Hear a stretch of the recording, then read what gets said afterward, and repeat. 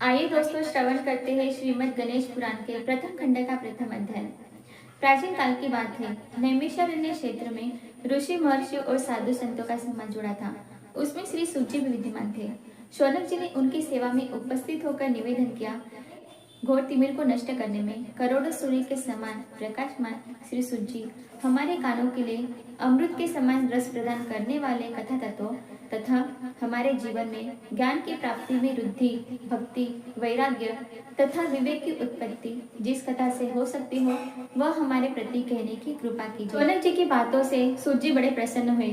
पुरातन इतिहासों के स्मरण से उनका शरीर पुलकितमान हो रहा था। वे कुछ ही देर उसी स्थिति में विराजमान रहकर अंत में बोले, शौनक जी, आप धन्य हैं जो सदैव ज्ञान की प्राप्ति में तत्पर रहते हुए विविध पुराण कथाओं को सुनने की जिज्ञासा रखते हैं। आज मैं आपको ज्ञान के परम स्रोत रूप श्री गणेश जी का जन्म कर्म रूप चरित्र सुनाऊंगा। श्री गणेश जी ही सभी विद्याओं के दाता है। श्री गणेश जी से ही सभी विद्याओं का उद्भव हुआ है। तो अब आप सावधान चित्त में विराजमान हो और श्री गणेश जी का ध्यान और नमस्कार पूर्वक उनका चरित्र श्रवण करें। कैसे है वे श्री गणेश जो सभी प्रकार की ब्रह्म विद्याओं को प्रदान करने वाले अर्थात ब्रह्म के सगुण और निर्गुण रूप में प्रकाश डालने वाले और जीव ब्रह्म का अभेद रूप से प्रतिपादन करने वाले विद्याओं के दाता है। वे विघ्नों के समुद्र को महर्षि अगस्त्य के समान शोषण करने में समर्थ है, इसलिए उनका नाम विघ्न सागर शोषक के नाम से भी प्रसिद्ध है। यह कहकर सूची कुछ समय के लिए मौन हो गए, फिर बोले, शौनक जी, श्री गणेश जी ही सर्वप्रथम पूजा प्राप्ति के अधिकारी है। किसी भी देवता की पूजा करो, पहले उन्हीं को पूजना होगा। यह सुनकर शौनक जी बोले, हे प्रभु, सर्वप्रथम यह बताने की कृपा कीजिए कि गणेश जी को प्रथम पूजा प्राप्ति का अधिकार किस प्रकार से प्राप्त हुआ। इस विषय में मेरी बुद्धि मोह को प्राप्त हो रही है कि सृष्टि के रचयिता ब्रह्मा जी, पालन करता भगवान नारायण और संहार करता शिवजी में से किसी को ही प्रथम पूजा का अधिकार क्यों नहीं प्राप्त हुआ। ये त्रिदेव ही तो सबसे बड़े देवता माने जाते हैं। यह सुनकर सूजी बोले, देखो शौनक, अधिकार मांगने से नहीं मिलता, उसके लिए योग्यता होनी चाहिए। संसार में अनेकों देवी देवता पूजे जाते हैं। पहले जो जिसका इष्ट देव होता वो उन्हीं की पूजा करता। इसमें बड़े देवताओं के महत्व में कमी आने की आशंका उत्पन्न हो गई और उसमें परस्पर विवाद होने लगा।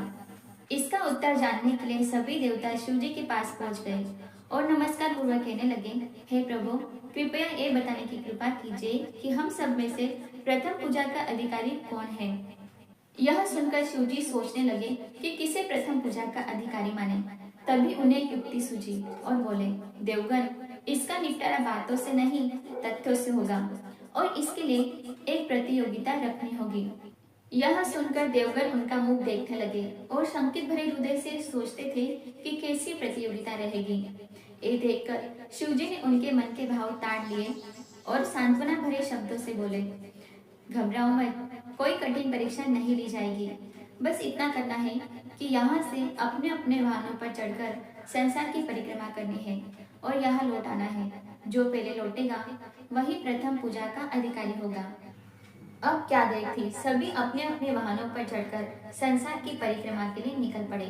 किसी का वाहन हंस था तो किसी का मृग, किसी का श्वान तो किसी का सिंह, किसी का उल्लू तो किसी का मृग। और देखने वाली बात यह थी कि उस समय वाहनों की विविधता के दर्शन जितने भले प्रकार से हो सकते थे उतने अन्य समय में नहीं। सबसे गया बीता वाहन था गणेश जी का मूषक, उसे चूहा भी कहते हैं। ऐसे वाहन के बल भरोसे प्रतियोगिता जीतना तो क्या, उसमें सम्मिलित होना भी हास्यास्पद था। गणेश जी ने सोचा, छोड़ो, क्या होगा प्रतियोगिता में भाग लेने से, हम तो यहाँ बैठकर ही तमाशा देखेंगे। वे बहुत देर तक सोचते रहे और अंत में उन्हें युक्ति सूझी कि क्यों न शिवजी की परिक्रमा कर दी जाए। शिवजी ही स्वयं जगदात्मा है, ये संसार इन्हीं का तो प्रतिबिंब है। इनकी परिक्रमा करने से ही संसार की परिक्रमा पूर्ण हो जाएगी। ऐसा सोचकर वे मूषक पर चढ़ गए और उन्होंने शिवजी की परिक्रमा पूर्ण कर ली और उनके समक्ष जाकर बैठ गए। शिवजी ने पूछा, तुमने परिक्रमा कर ली?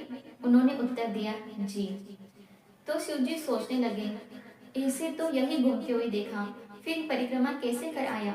देवताओं का परिक्रमा करके लौटना आरंभ हुआ और उन्होंने गणेश जी को वहां बैठे देखा तो उनका माथा ठनक गया। फिर भी साहस करके पूछ लिया, कि अरे तुम संसार की परिक्रमा करने के लिए नहीं गए? उन्होंने उत्तर दिया, अरे मैं तो कब का यहाँ आ गया, तुम्हें तो कहीं भी नहीं देखा। गणेश जी ने उत्तर दिया, देखते कहाँ से, सारा संसार तो शिव जी में विद्यमान है, तो उनकी परिक्रमा करने से ही संसार की परिक्रमा पूर्ण हो गई। सूत जी बोले, शौनक, इसी प्रकार से गणेश जी ने अपनी बुद्धि के बल पर प्रतियोगिता जीत ली। उनका कथन सत्य था, इसलिए कोई विरोध करता भी तो कैसे। बस उसी दिन से उनकी प्रथम पूजा होने लगी।